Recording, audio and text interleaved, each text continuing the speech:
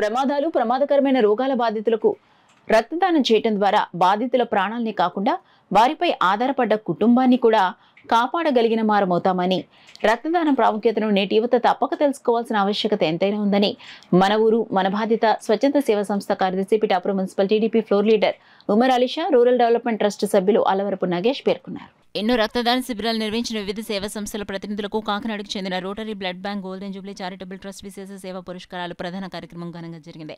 కార్యక్రమంలో భాగంగా అలవరపు నగేష్ కు చారిటబుల్ ట్రస్ట్ చైర్మన్ కార్యదర్శి సిహెచ్విఎస్ రామకృష్ణ, వివివి వర్మ చేతుల మీదుగా విశిష్ట సేవా పురస్కారాన్ని అందజేసి ఘనంగా సత్కరించారు. ఈ సందర్భంగా అలవరపు నగేష్ మాట్లాడుతూ తనకు సహకరించిన ప్రతి ఒక్కరికి కృతజ్ఞతలు తెలిపారు. కార్యక్రమంలో డాక్టర్ కామరాజు, వీర్రాజు తదితరులు పాల్గొన్నారు.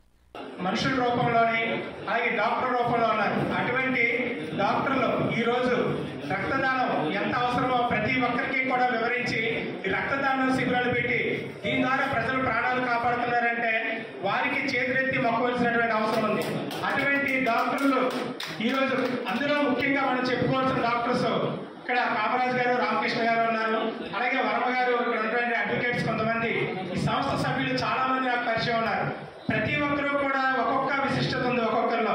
వీరందరూ కలిస్తే అంటే 5 వేలు కలిస్తే ఎంత బలంగా ఉంటుందో ఈ సంస్థలో ఇటువంటి వ్యక్తులందరూ కలిసి సంస్థని